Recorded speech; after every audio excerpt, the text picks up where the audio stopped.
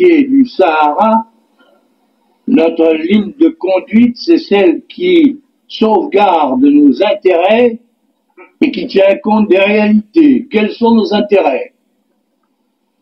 Nos intérêts, c'est la libre exploitation du pétrole et du gaz que nous avons découvert ou que nous découvririons.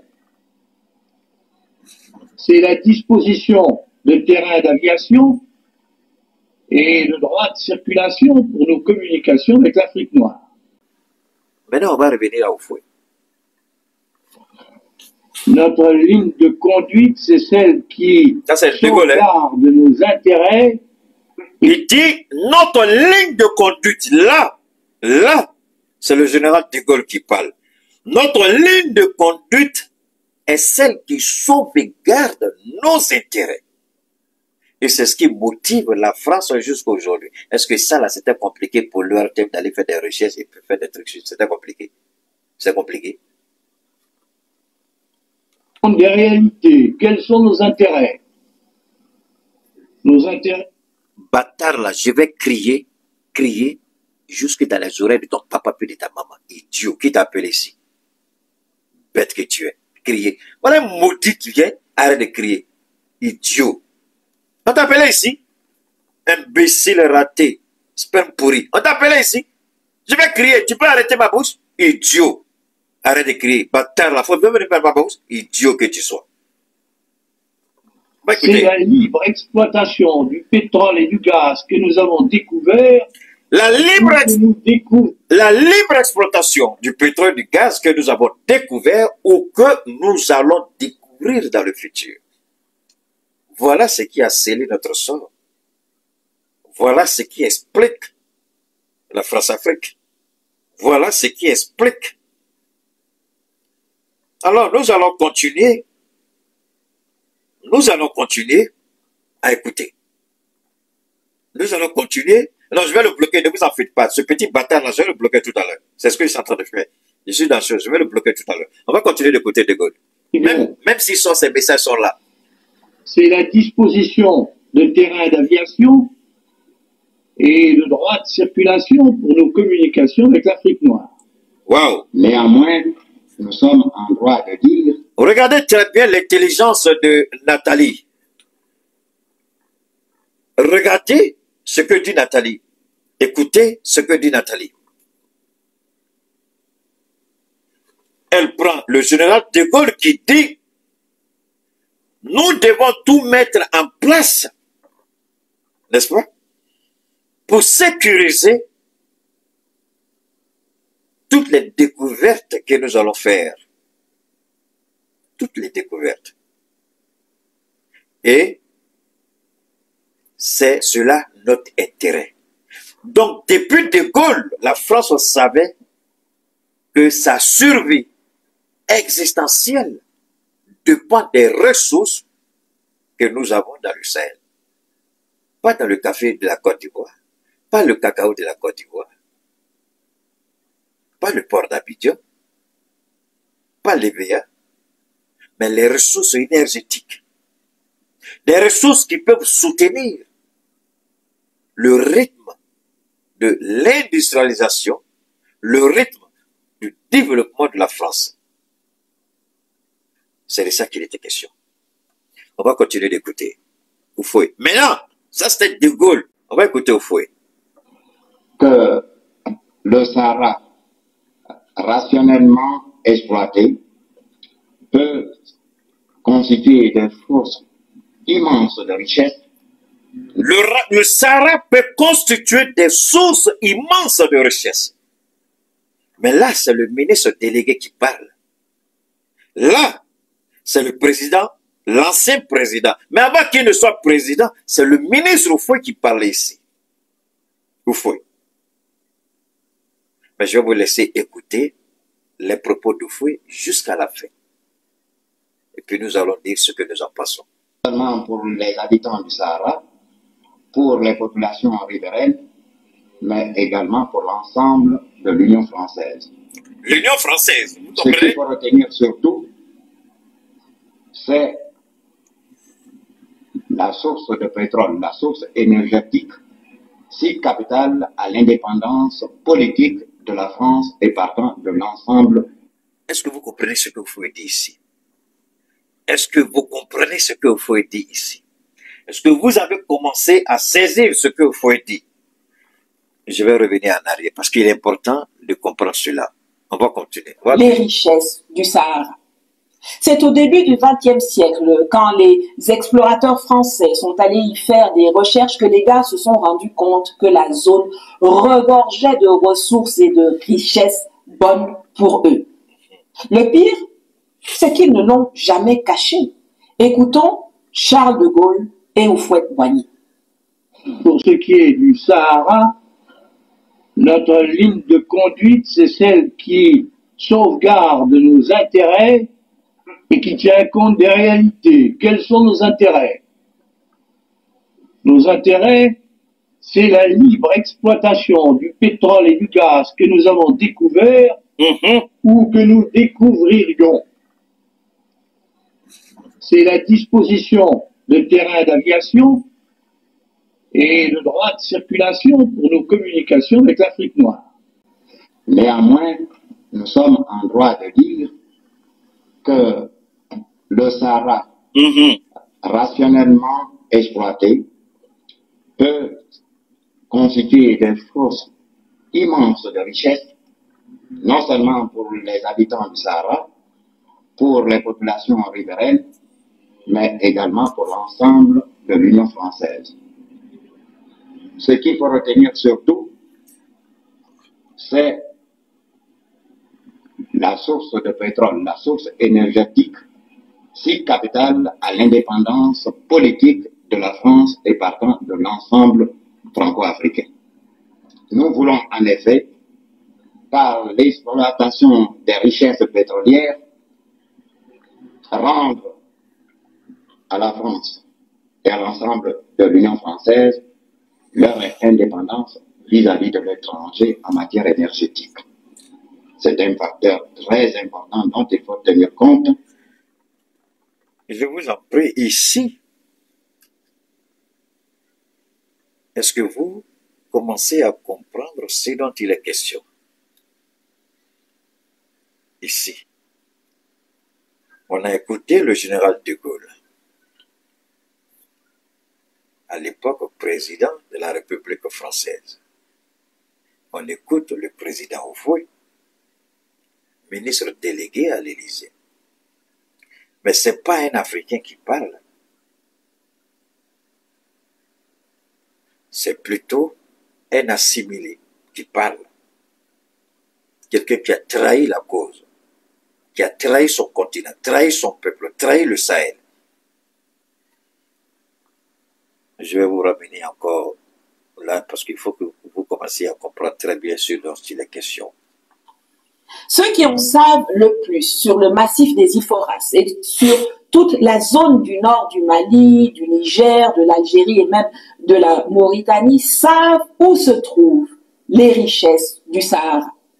C'est au début du XXe siècle, quand les explorateurs français sont allés y faire des recherches, que les gars se sont rendus compte que la zone regorgeait de ressources et de richesses bonnes pour eux.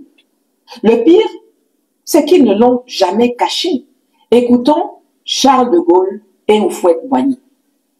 Pour ce qui est du Sahara, notre ligne de conduite, c'est celle qui sauvegarde nos intérêts et qui tient compte des réalités. Quels sont nos intérêts?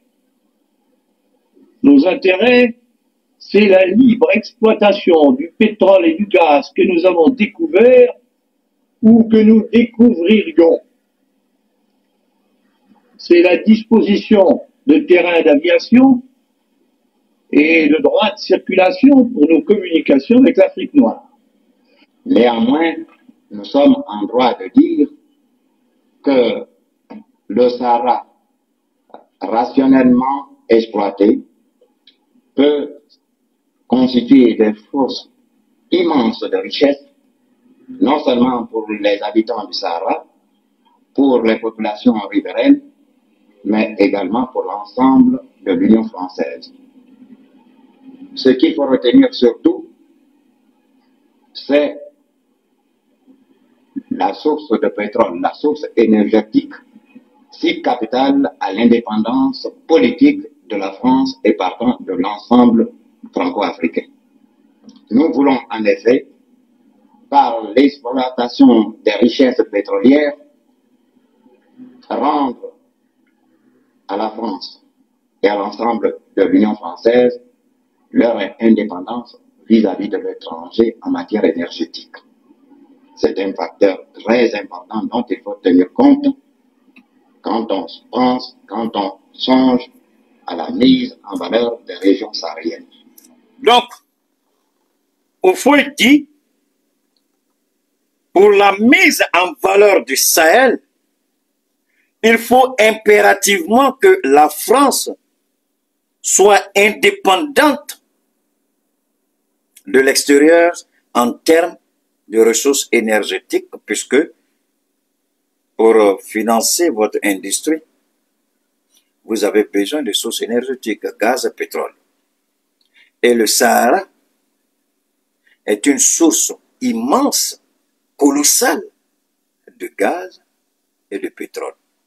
Parce que cette zone, quand vous me remontez à la préhistoire, c'était la mer. Hein? L'eau s'est retirée, la mer s'est retirée. Et en se retirant, il y a cette formation, les géologues sont bien placés pour parler de ça, ceux qui font la géologie. Donc, il y a cette formation du gaz, d'autres ressources naturelles, de pétrole et bien d'autres. Et Houphouët dit, nous devons faire tout pour que la France garde la main sur le Sahara.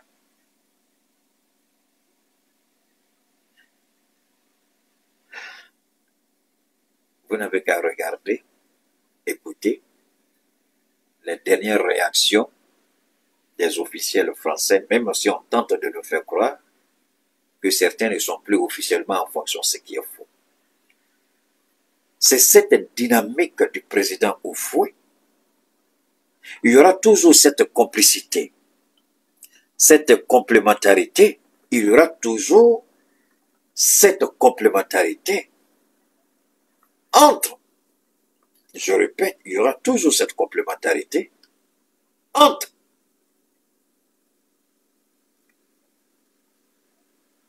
la métropole française et les chefs d'État véreux, vendus, corrompus en Afrique. Houphouët n'est plus là, c'est pas ça? Mais Ouattara est là, Macky était là, Talon est là, Ambalo est là. Et cette trajectoire de la France, pillée et volée, et quand vous réécoutez le discours, le message de, comment on appelle ça, du général de Gaulle, quand vous écoutez le message du général de Gaulle, il y a une question fondamentale que vous devez dire, attendez, qu'est-ce que le général de Gaulle a dit? Le général de Gaulle dit, nous devrons avoir un libre accès. Un libre accès. Un libre accès. Waouh, un libre accès. En d'autres termes, nous n'allons pas acheter à votre prix, mais nous allons prendre librement ce qui vous appartient. Nous allons le récupérer pour en faire notre propriété.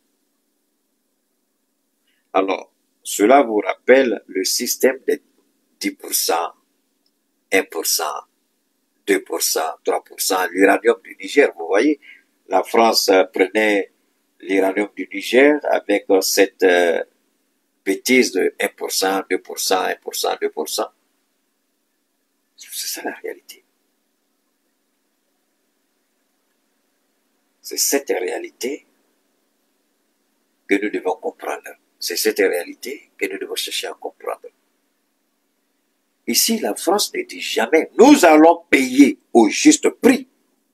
Mais la France dit, nous voulons avoir un libre accès. La France dit, nous voulons avoir un libre accès. Qu'est-ce que cela vous dit? Qu'est-ce que cela vous dit? Un libre accès, qu'est-ce que cela vous dit? Un libre accès, qu'est-ce que cela vous dit? Cela veut dire, nous allons prendre selon notre volonté. Nous allons prendre à notre prix. Et après, il vient nous dire, regardez le paradoxe. On dit, vous êtes pauvre. On dit, vous êtes pauvre. Vous êtes enclavé, vous êtes désertique. Et puis, on vous dit, pour les besoins humanitaires, formation militaire, assistance militaire, on parle de tout. Et puis, en réalité, ils savent que vous êtes tellement riches, mais il faut qu'ils arrivent à vous dire, c'est-à-dire à formater votre esprit, à inclure dans votre logiciel de réflexion que réellement vous êtes pauvre. Puisque pour exploiter ces ressources dont il est question, ils ont la technologie, ils ont le logiciel, ils ont la capacité financière pour faire ces opérations. Mais vous n'avez rien. Mais entre-temps, ils viennent vous dire, comme vous êtes pauvre, vous n'avez rien, vous n'êtes rien, alors on va se débrouiller. Nous qui verrons avec les équipements, le logiciel, le financement, tout, on vous donne juste ce qu'il vous faut pour ne pas mourir de faim, mais nous on prend ce qui est essentiel pour vivre dans une certaine forme d'opulence. C'est ainsi que l'Afrique a été bazardée, jusqu'à ce que ces trois présidents décident. Bien avant, il y avait Sékou Touré, il y avait Thomas Sankara, il y avait Kwame Nkrumah, il y avait Patrice Lumumba, il y a bien d'autres. Mais à une époque récente, Laurent Gbagbo, aujourd'hui, les trois présidents de l'AES, dire que nous ne voulons plus ça.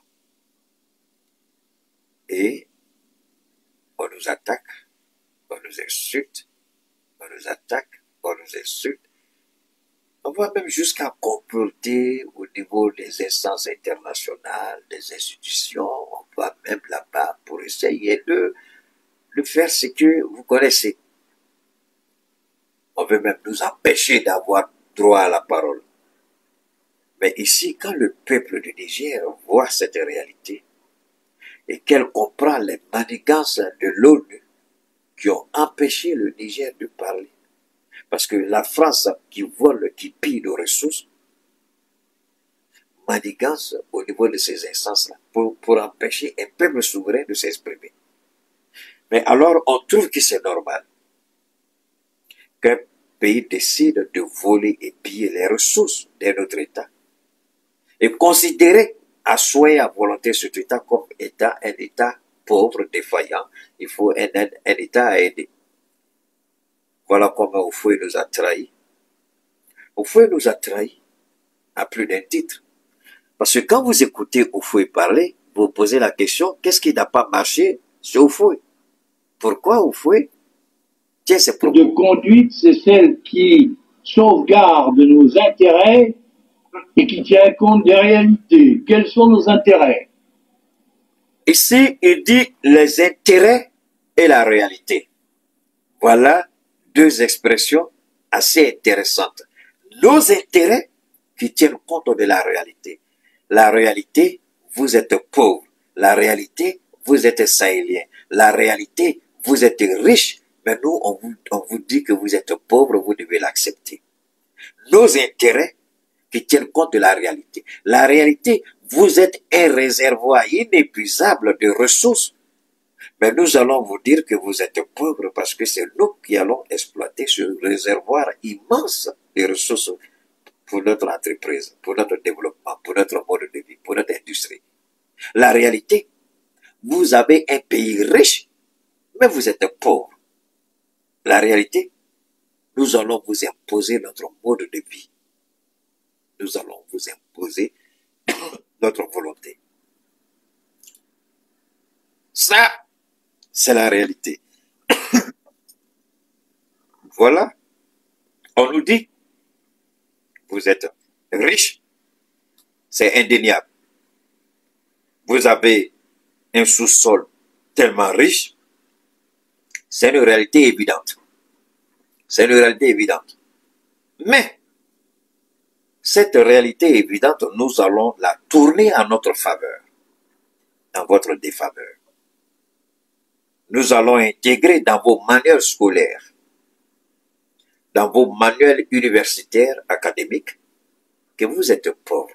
Et nulle part dans vos manuels, nous allons dire que vous avez autant de richesses dans votre sous-sol. Donc nous allons vous imposer une culture pour vous dominer. C'est ce à quoi on a assisté, c'est ce à quoi on a vécu. Et Houphouët a pris une part importante dans cette décadence morale, dans ce débâcle historique. Houphouët, ici, ne défend pas l'Afrique, encore moins le Sahel, mais il défend l'intérêt de la France. Merci d'avoir regardé la vidéo. Avant de nous quitter, n'hésitez pas à partager vos avis dans les commentaires. À bientôt pour de nouvelles vidéos.